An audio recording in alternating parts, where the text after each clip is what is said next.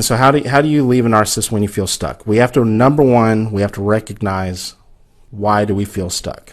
Quite often, most of the time, there's a reason. Whether it be the fact that we know that they have control over our finances.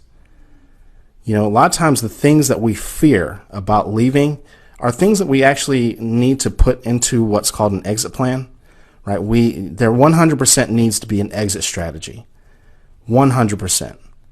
And a lot of times when I meet with someone and I'm developing an exit strategy with someone, and I start talking to them about the things that they fear, we begin to do what they should have been doing for themselves, begin to validate them. And I'll ask them, what do you think that they're going to do if you leave? If you leave today, hypothetically speaking, if you just walked out, what would they do? Quite often I start hearing things like, I just have a feeling that this weird feeling that they would wipe out the bank account. We need to take that serious. Most likely that's your gut instinct letting you know that that's literally what they would happen. I feel like they're going to try to turn the kids against me. We make that a part of the exit plan.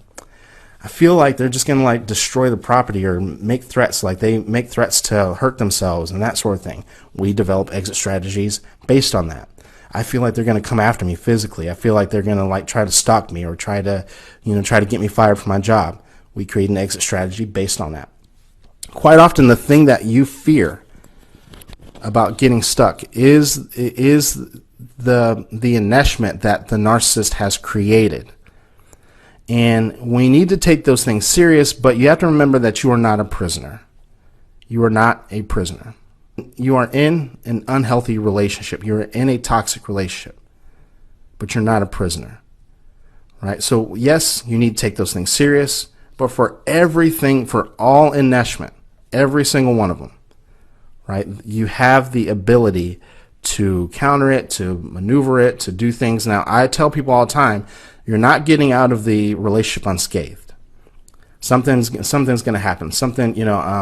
I've worked with some people. We've gotten close to little to no scathing, right? But something's going to happen. I don't mean that to scare people, but when we talk about minimize the scathing, like for example, you can have every single password changed. You can have the best plan, best lawyer, and then all of a sudden you forgot about the stimulus check, right? And it hits the joint account.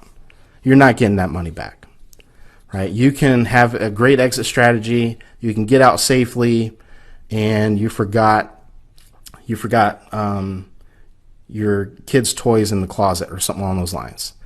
You're not likely going to get those things back, and they're likely going to try to use those as a pawn of manipulation. Something that was passed down from generation to generation. Oftentimes, a narcissist will literally misplace that intentionally in the event that you do possibly leave. And then you leave, you recognize that it's gone. I've heard passports being missing. All sorts of things just being gone. Every single thing is replaceable, though. I was listening to a lawyer earlier, and they were talking about something very similar, where two people were fighting over couches and possessions. All of that stuff can be replaced, right? So what cannot be replaced? Peace of mind, your physical body, right? You literally feeling comfortable and present in your own place, feeling safety, right? Those things cannot be replaced. Your kids being safe, right? You going through the healing process. You can't get time back. Right? The time that you were with the narcissist, you can't get back. The time that it takes to heal, you can't get back. Right? Those things are much more important than the physical possessions when we're talking about leaving a narcissist. So number one, so to get back down to this, I would say that you need to recognize the things that make you feel stuck, and develop the plan, the exit strategy around those things, because most likely we need to validate what you're actually feeling.